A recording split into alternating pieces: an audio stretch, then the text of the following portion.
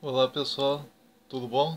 Hoje nós vamos falar sobre essa obra aqui, A Pesquisa do Jesus Histórico, do grande teólogo e pesquisador Giuseppe Segala. Tá? Só para constar, o que seria essa pesquisa do Jesus histórico? Existem pessoas, geralmente teólogos, que acreditam na ideia de que Jesus de fato existiu, de que de fato Jesus foi uma pessoa, tá? Foi um ser humano normal, enfim, mas que Jesus ele não teria sido aquele Deus pregado nos evangelhos. O Deus pregado nos evangelhos seria uma estratégia, digamos assim, usando uma linguagem mais atual, seria uma estratégia de marketing, uma espécie de estratégia de marketing, só que no campo religioso. Então, os adeptos dessa teoria, eles defendem a tese de que Jesus foi talvez um rabino, um professor, um mestre, um doutor, alguma coisa nesse sentido, e que, através dos discursos dele, ele tenha feito um grande número de discípulos, um grande número de adeptos, simplesmente por causa do discurso dele.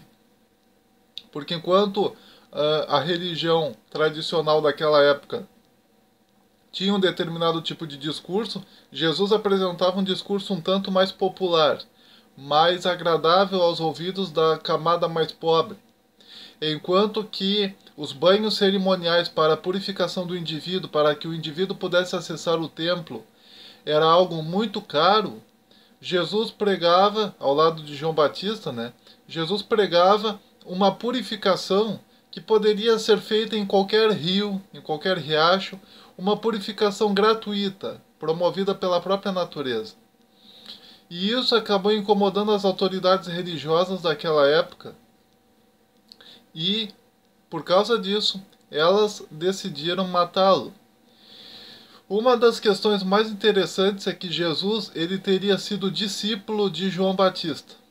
Por mais estranho que isso possa parecer, mas de fato algumas traduções da Bíblia, quando aparece João, por exemplo, falando, de fato Jesus é apresentado como um dos discípulos de João Batista. Porque naquela época você só poderia batizar um discípulo. Você não batizaria uma pessoa que não fosse adepta do seu grupo. Batizar significaria de alguma maneira torná-lo membro da sua comunidade religiosa, torná-lo membro do seu partido, torná-lo membro do seu grupo. E, inclusive, no judaísmo, até os dias de hoje, né, se você se torna um judeu prosélito, um dos rituais que você terá que fazer é a famosa mikvah, que é exatamente a imersão. Você se despe, tira toda a sua roupa e você é imergido numa espécie de piscina ou em água corrente natural, enfim, e você é imerso por completo, com o corpo, com a cabeça, tudo totalmente imerso, tá? Porque a palavra batismo vem do grego baptismos, que significa imersão. Imersão, não aspersão, imersão. Então o indivíduo ele é imerso totalmente nas águas correntes e a partir daquele momento ele é declarado um judeu prosélito. Isso geralmente ocorre com homens que não nasceram de mães judias, né, e que acabam se tornando judeus prosélitos, né, acabam aderindo à ideologia judaica. Então, para que Jesus pudesse ser batizado por João Batista, ele teria que ser necessariamente discípulo de João Batista. Ele teria que ser necessariamente adepto das mesmas ideias de João Batista. De fato, se você observa a pregação de Jesus e a pregação de João Batista, ambos se basearam no mesmo princípio. No princípio apocalipsista, ou seja, na ideia de que o fim do mundo ocorreria naquela época mesmo, de que era necessário que as pessoas se arrependessem de seus maus caminhos, se convertessem, né, e se tornassem dessa maneira verdadeiros filhos e filhas de Deus. Então, você tem exatamente nas pregações de Jesus alguns elementos próprios da pregação do próprio João Batista. Continuando, Jesus, ele teria sido um homem normal como qualquer outro, ele teria pregado a continuação da mensagem de João Batista. A pregação mesmo de Jesus ele se iniciou depois que João Batista morre. E Jesus ele poderia dessa maneira ser considerado um sucessor de João Batista. E Jesus ele continuou pregando, né? Se bem que o verdadeiro nome dele não era Jesus, né? Era Yeshua, né? Yeshua, os discípulos dele o chamavam de Yeshua HaMashiach, né? Ou Yeshua HaMashiach, que significa Jesus ou ungido, né? Yeshua seria mais Josué do que Jesus, tá? Se nós fizéssemos uma análise assim etimológica, estaria muito mais relacionado a Josué do que Jesus. Por quê? Porque o nome Yeshua ele era formado pela letra hebraica Yud, né? Começava com a letra hebraica Yud, tá? E terminava com a letra hebraica Rei. E no alfabeto romano, no alfabeto latino, era muito complicado para os romanos pronunciarem a palavra Yeshua, tá? Então eles pronunciavam algo como Yeshua, Yeshua, Jesua, enfim. E como a letra hebraica Yud equivalia tanto a I quanto a J no alfabeto latino, romano, os romanos, à medida que eles foram se tornando adeptos da pregação de Jesus, logo após a morte de Jesus, eles substituíram a letra Yud pela letra latina J, tá? Porque Yud, o hebraico Yud, poderia ser tanto J quanto I. Então eles resolveram substituir o Yud pelo J para ficar mais fácil de ser pronunciado. Aí o nome de Jesus, de Yeshua, virou Jesua. Só que Jesua é um nome feminino e Jesus é um homem. Então eles removeram o A final, né? E eles colocaram um S em U no final. Ficou US no final. Aí Jesua virou Jesus. E foi assim que nasceu o nome de Jesus. Na verdade, se você fizer, assim como John, na língua inglesa, equivale a João, da língua portuguesa, e Yeshua, na língua hebraica, equivale a Josué, na língua portuguesa. Não existe Jesus. O que existe é Yeshua, na língua hebraica, e Josué, que seria o seu equivalente na língua portuguesa. Então, quando você fala em Yeshua HaMashiach, tu está falando muito mais em Josué, o ungido, do que Jesus, o ungido, porque Jesus nada mais é do que uma tentativa de pronunciar o nome Yeshua na língua latina. Não é, portanto, digamos assim, não é o aportuguesamento do nome de Yeshua. Jesus não é o aportuguesamento do nome de Yeshua. Jesus é uma criação romana na tentativa desesperada de pronunciar o nome Yeshua sem conseguir, né? sem muito sucesso. Bom, então, uma das bases que se usa para fazer a pesquisa do Jesus histórico, tá? E existem vários teólogos que trabalharam com essa questão do Jesus histórico. Houve o Reimarus, houve o Weiss, né?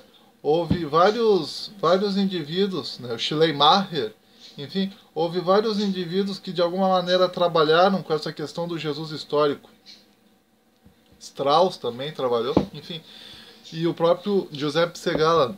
Então, houve vários indivíduos que trabalharam com essa questão do Jesus histórico. Uma das ideias deles, tá, dito de maneira resumida, é mais ou menos o seguinte: se você quiser identificar nos evangelhos o que Jesus de fato fez, tá, o que Jesus de fato falou, você não tem que se basear naquelas partes em que aparece Jesus curando, Jesus ressuscitando mortos, Jesus... Porque segundo os adeptos dessa teoria, aquilo ali é mitologia, é mítico, é mito, tá? Você tem que se basear naquela parte em que aparece Jesus cometendo atos que seria considerado difíceis de um Messias cometer na tradição judaica. E exatamente esses são os atos que Jesus provavelmente cometeu. Por quê? Porque os discípulos, eles não iriam falar algo que pudesse prejudicar a imagem de Jesus. Então, quando eles escreviam nos evangelhos deles alguma coisa que poderia comprometer a imagem de Jesus como Messias, aquilo ali provavelmente aconteceu. Agora, quando eles escreviam algo que iria fazer com que você acreditasse muito em Jesus como Messias, aquilo é possível que tenha acontecido, é possível que não tenha acontecido. Fica no campo da dúvida. Tá? Se aconteceu, é muito provável que não tenha acontecido da forma como foi escrita ali. Por exemplo, a ressurreição de Lázaro, ninguém sabe ao certo o que aconteceu com Lázaro. Tá? Nos evangelhos não está escrito como Lázaro morreu, por exemplo. Então uma das dúvidas é, será que o Lázaro ele não sofreu uma espécie de desmaio, uma espécie de ataque cardíaco, uma espécie de taquicardia, uma espécie... alguma coisa que de alguma maneira fizesse com que ele desmaiasse, com que os sinais vitais dele, né, que na época não havia nenhuma tecnologia para examinar os sinais vitais de uma pessoa, né, eles examinavam de maneira resumida. Eles pegavam um espelhinho naquela época, né, que já existia espelho naquela época, o espelho é uma criação fenícia desde muito antes dos romanos. Eles pegavam um espelhinho, né, ou algo que refletisse, colocavam perto do nariz da pessoa, e se o espelhinho ficasse embaçado por causa da respiração da pessoa, é porque a pessoa estava viva. Se, no entanto, o espelhinho não estava embaçado, é sinal de que a pessoa havia morrido. Só que existem doenças, né, que causam um certo nível de desmaio, em que a respiração da pessoa fica tão fraca, mas tão fraca, que o espelho não fica embaçado se tu coloca o espelho junto do nariz da pessoa. E não dá nem para ouvir a respiração saindo da boca da pessoa. Em situações assim, era muito difícil que o indivíduo fosse diagnosticado da forma correta. Então era muito comum naquela época acontecerem de pessoas serem sepultadas vivas. Era muito comum pessoas naquela época, de alguma maneira,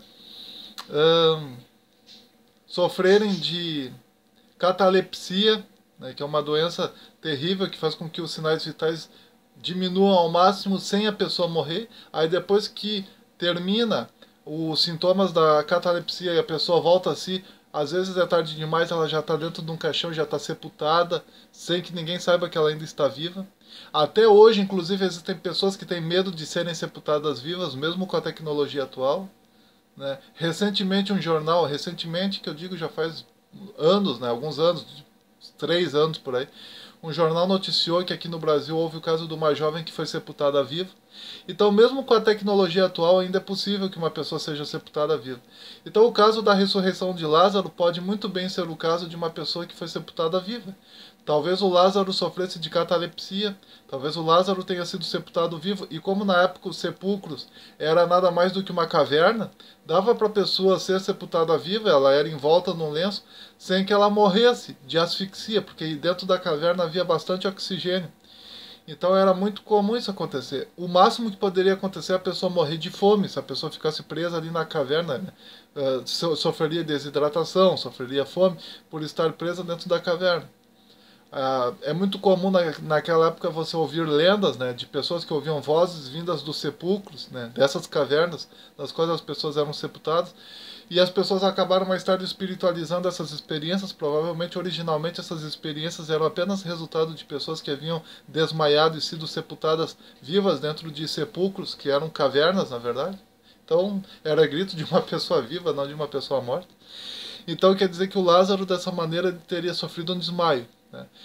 Não estou querendo dizer aqui que Jesus ele era um malandro, que Jesus foi lá e e sabia que o Lázaro estava desmaiado. Não, o próprio Jesus de repente não sabia que o Lázaro estava desmaiado. O próprio Jesus de repente achou que de fato o Lázaro estava morto mesmo e que ele tinha poder de fazer com que uma pessoa morta voltasse à vida. É possível. Né? Até porque não havia tecnologia para uma pessoa poder passar a perna na outra da maneira como hoje em dia poderia ser feito. O conhecimento de uma pessoa era o mesmo conhecimento da maioria. Né?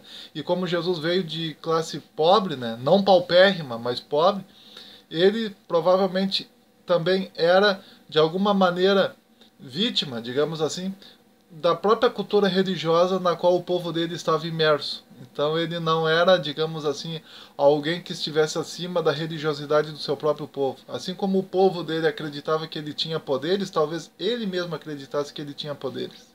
Né? Então aquelas pessoas que ele curou, de repente ele mesmo morreu acreditando que ele tinha curado de fato aquelas pessoas. Por exemplo, no caso da ressurreição do filho da viúva, por exemplo, que Jesus vai lá e ressuscita o filho da viúva, talvez aquela criança sofresse de catalepsia ou estivesse desmaiada. A filha de Jairo talvez estivesse sofrendo de catalepsia ou fosse um desmaio. Então, ele mesmo estava imerso na cultura de sua época. Ele mesmo morreu acreditando, ou seja, Jesus mesmo morreu acreditando que a Terra era o centro do universo, por exemplo, que havia uma abóbada no céu que cobria todas as coisas. Então, ele mesmo era, digamos assim, filho da cultura daquela época. Ele não transcendeu a sua própria cultura, tá? Então, muitas palavras dele, hoje em dia os cientistas teriam uma explicação lógica, mas ele mesmo morreu acreditando que aqueles milagres que ele havia feito eram verdadeiros, né? Outra coisa que podemos falar acerca dessa teoria do Jesus histórico é que faltam vários elementos, né? Por exemplo, sabemos que Jesus ele não foi bem aceito logo no início, tá? Os próprios membros da família dele não o queriam por perto. Os próprios irmãos dele não gostavam dele. A sinagoga na qual ele frequentava, logo no início, os membros daquela sinagoga já quiseram apedrejar ele, porque ele estava dizendo que ele era o próprio Filho de Deus em pessoa.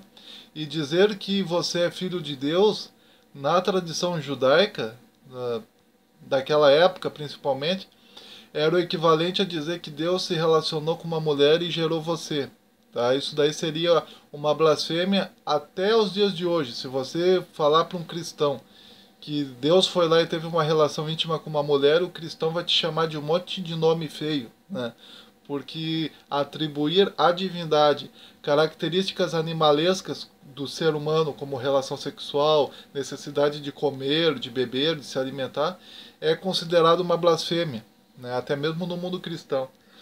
Por isso que até hoje Jesus ele não se aceita Jesus como Messias na tradição judaica até os dias de hoje.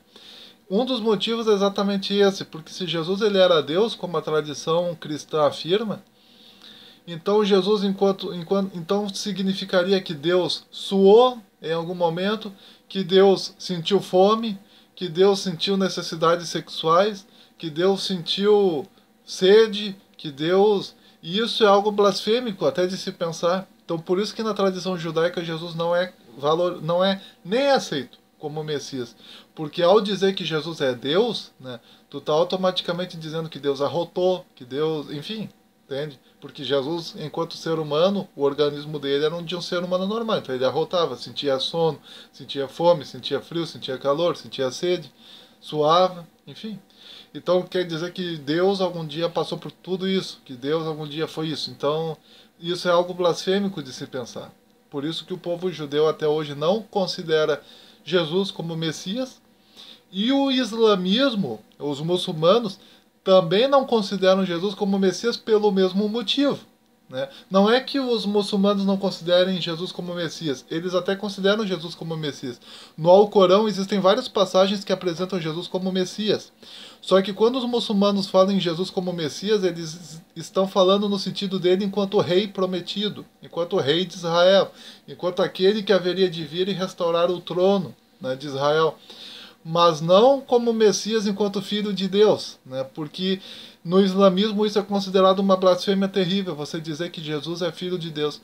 Tanto é que quando um cristão vai até um muçulmano na Arábia e diz que Jesus ele é filho de Alá, por exemplo, os muçulmanos consideram isso uma blasfêmia terrível. Até de se falar, de se pensar ou de se ouvir é considerado uma coisa danosa, uma coisa nojenta, né?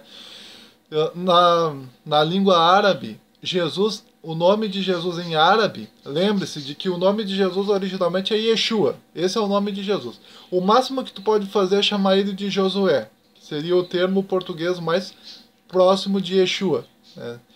Mas Jesus já é uma tentativa desesperada dos romanos pronunciar o nome Yeshua, né, de uma maneira mais latinizada, mais romanizada. Então Jesus é uma criação romana. O nome de Jesus em inglês é Jesus, em espanhol é Jesus, né? Enfim, em grego é Isois, né? E na língua árabe, o nome dele, o nome de Jesus, o nome de Yeshua, enfim, seja lá como você o chamar, em árabe é Isa, né? Isa. O filho, na língua árabe, é Ibni. E Deus, na língua árabe, é Allah. Então, quando um cristão chega diante de um muçulmano e diz Isa ibn Allah, Jesus é filho de Deus, ou Jesus filho de Deus, o muçulmano sente nojo até de ouvir isso, porque isso significaria que Deus, né, teve uma relação sexual com Maria e gerou um filho. Tá? Porque a palavra ibn tem essa conotação sexual, né? Filho enquanto membro da mesma semente, né? Gerado de carne, sangue, semente, sêmen, enfim, né? Então por isso que até hoje os muçulmanos, tanto os judeus quanto os muçulmanos, não aceitam Jesus como o Messias prometido, Filho de Deus, e nem nada do gênero, porque eles consideram blasfêmia essa ideia de Jesus enquanto Filho de Deus. E também porque Jesus, segundo a tradição judaica, Jesus não cumpriu nenhuma das profecias messiânicas que ele havia dito que cumpriria. Por exemplo, Jesus, uma das profecias messiânicas, partindo do princípio de que Isaías 53 é uma profecia messiânica, no final dessa profecia messiânica está escrito que o Messias haveria de ver longos dias, né, de viver longos dias, e que ele veria os filhos dos filhos dos filhos dele, veria a posteridade dele. A palavra hebraica ali para posteridade é zerá. Zerá significa semente, no sentido de sêmen, no sentido de espermatozoide, né, filhos vindos da mesma carne e do mesmo sangue. Tá? Só que Jesus não cumpriu isso, porque Jesus, além de ter morrido novo, com 33 anos de idade, e na época já era considerado novo morrer com 33 anos de idade, para vocês terem uma ideia, morrer naquela época, Anás e Caifás, por exemplo, Anás e Caifás, ambos os sacerdotes morreram com 80 anos de idade, 70 anos de idade por aí.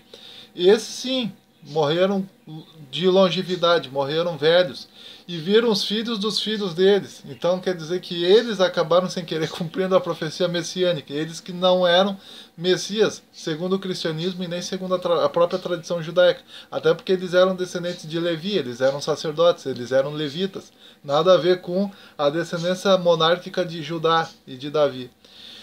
Então, Jesus morreu novo, 33 anos de idade. Ele morreu virgem, sem ter tido relações sexuais nenhuma, tanto é que ele é chamado de Cordeiro de Deus. Cordeiro nada mais é do que um animal novo, né? Cordeiro é o filhote do carneiro com a ovelha, né? O cordeiro, ele morre, ele é considerado carneiro até 1 ano e meio de vida, por aí, né? A partir de um certo período de tempo ele já é considerado carneiro, adulto. E quando ele morre, e quando ele não se relaciona ainda, não se acasala com nenhuma ovelha, ele é considerado cordeiro ainda, né? E mesmo assim de 1 ano e meio para baixo. Jesus, ele morreu novo e ele morreu virgem, por isso que ele é chamado de Cordeiro de Deus. Não é simplesmente pelo fato de, segundo a crença cristã, ele não ter pecado nenhum, mas sim pelo fato dele ter morrido virgem e dele ter morrido novo. Por isso que ele é chamado de Cordeiro, né?